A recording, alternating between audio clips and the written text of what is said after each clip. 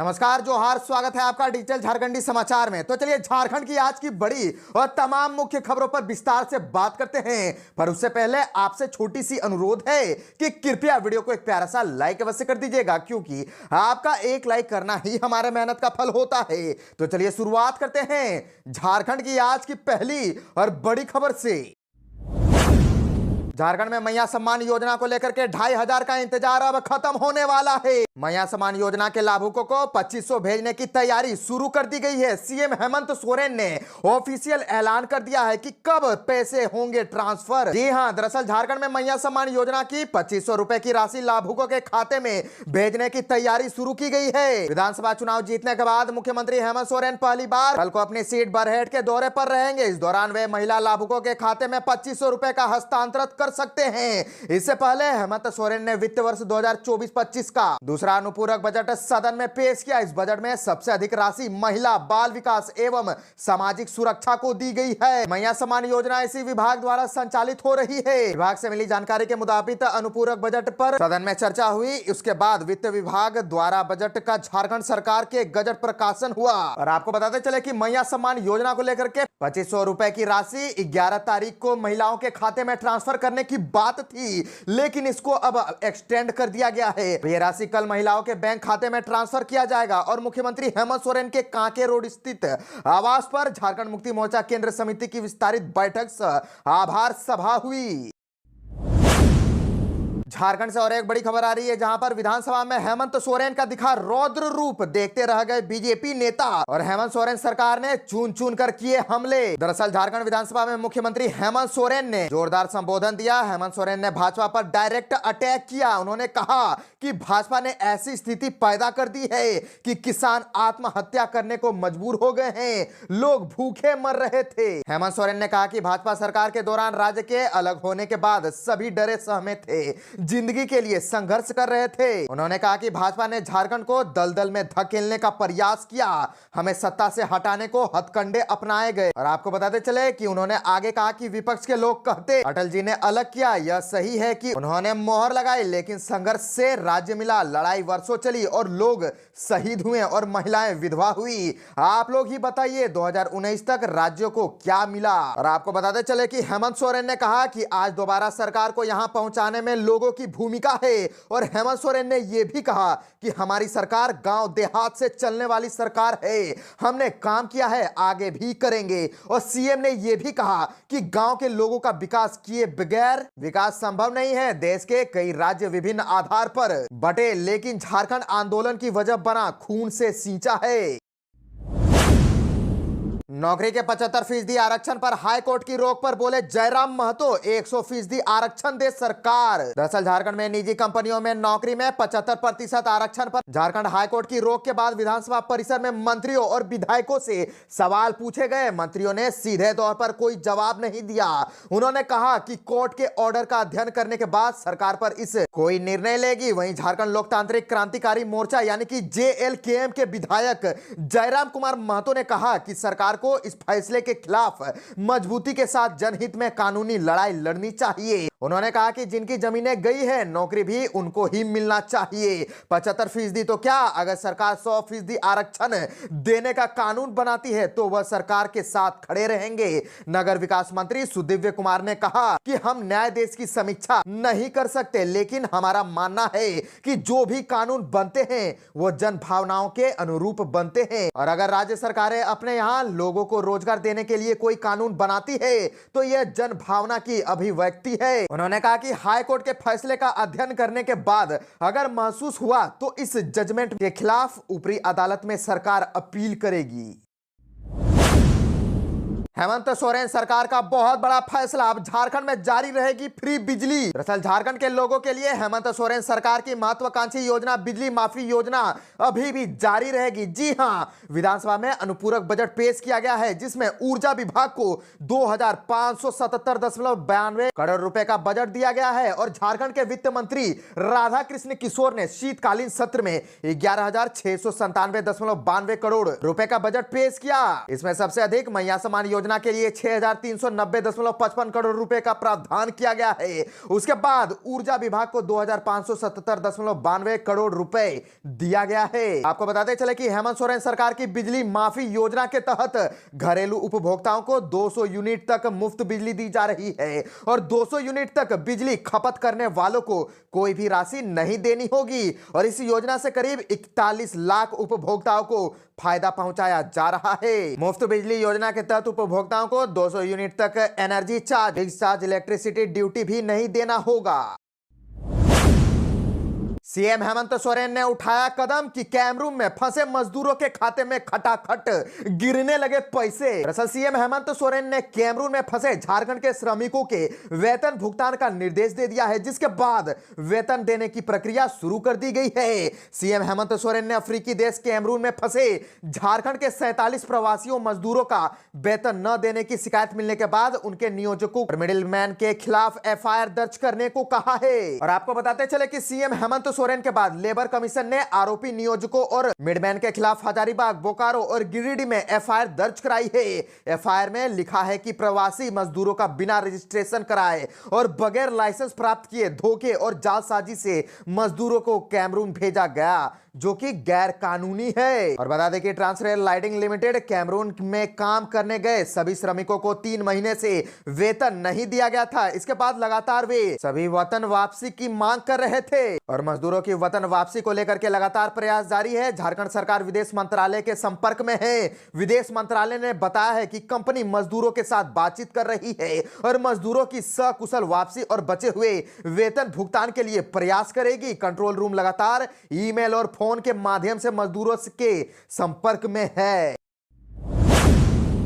अब इंडिया गठबंधन की कमान किसे मिलेगी? अब हेमंत सोरेन की झारखंड मुक्ति मोर्चा ने कर दिया अब क्लियर और इस पर सियासी बहुत ही बड़ा घमासान तेज हो गया है। दरअसल भाजपा विरोधी इंडिया गठबंधन के नेतृत्व को लेकर के मचे राजनीतिक घमासान के बीच झारखंड में सत्तारूढ़ी क्षेत्रीय दल झारखंड मुक्ति मोर्चा ने किसी का नाम लिए बगैर कहा है कि परिपक्व और अनुभवी नेता को गठबंधन की कमान दी जाए। नेतृत्व को लेकर के सार्वजनिक प्लेटफॉर्म पर बात नहीं हो। झारखंड मुक्ति मोर्चा महासचिव सुप्रियो भट्टाचार्य के मुताबिक इंडिया के सारे घटक दल बैठकर इस मामले को लेकर के उचित प्लेटफॉर्म पर बात करें। झारखंड मुक्ति मोर्चा का यह रुख ऐसे समय में महत्वपूर्ण है जब कांग्रेस के नेतृत्व को लेकर के इंडिया के घटक दलों द्वारा सवाल उठाए जा रहे हैं। और आपको बताते चले कि हाल के दिनों में केंद्र में मोदी सरकार को घेरने के लिए विपक्ष की रणनीति पर गंभीर मतभेद उभरे हैं। राष्ट्रीय जनता दल के प्रमुख लालू प्रसाद यादव और एनसीपी प्रमुख शरद पवार समेत कई नेताओं ने कहा है कि इंडिया गठबंधन का नेतृत्व तृणमूल कांग्रेस प्रमुख और बंगाल की मुख्यमंत्री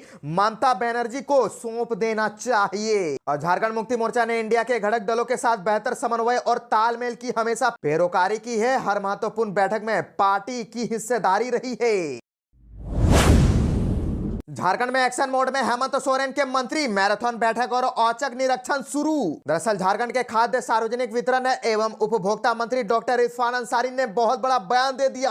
कहा कि यह विभाग गरीब और मध्य वर्ग के लोगों से सीधा जुड़ा हुआ है। विभाग की धोती, साड़ी एवं लुंगी वितरण योजना में लापरवाही या गड़बड़ी बर्दाश्त नहीं की जाएगी। प्रोजेक्ट भवन स्थित अपने कार्यालय कक्ष में इरफान अंसारी ने मैराथन बैठक कर विभाग की योजनाओं की समीक्षा कर रहे थे।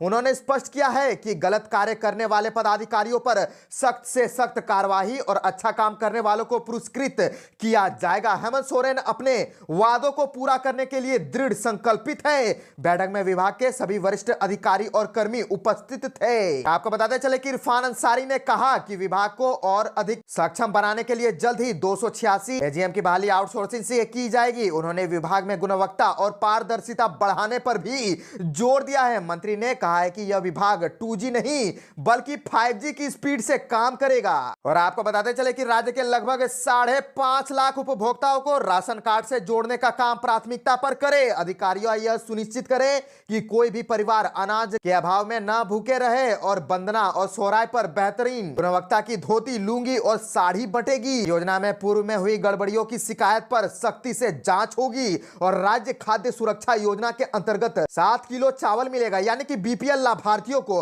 अब 5 किलो पर यूनिट की जगह अब सभी को 7 किलो पर यूनिट, यानी कि 2 व्यक्ति है तो 7 यानी कि 14 किलो उनको चावल मिलेगा।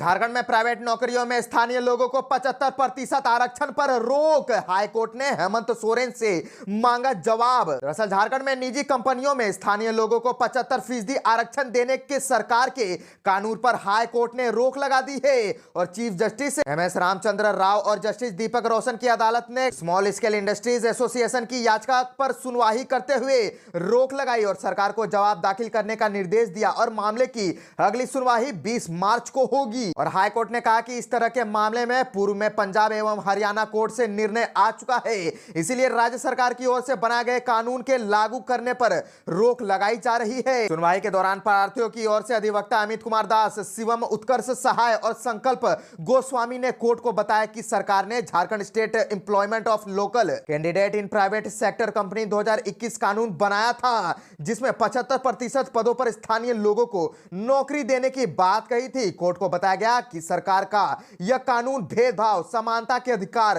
व्यवसाय करने की स्वतंत्रता का उल्लंघन है, इसलिए इसे निरस्त किया जाना चाहिए। और सुनवाई के बाद कोर्ट ने इस कानून के लागू करने पर रोक लगाते हुए सरकार से जवाब मांगा है। वहीं सहाय आचार्य नियुक्ति मामले में पारा शिक्षकों के लिए नियमावली में बदलाव को चुनौती देने वाली याचिका पर सुनवाई पूरी करने के बाद हाईकोर्ट ने फैसला सुरक्षित रख लिया, साथ ही आचार्य नियुक्ति का रिजल्ट जारी करने पर रोक लगा दी। यह फैसला chief justice MS Ramchandra Rao और जस्टिस दीपक रोशन की अदालत ने सुनाया।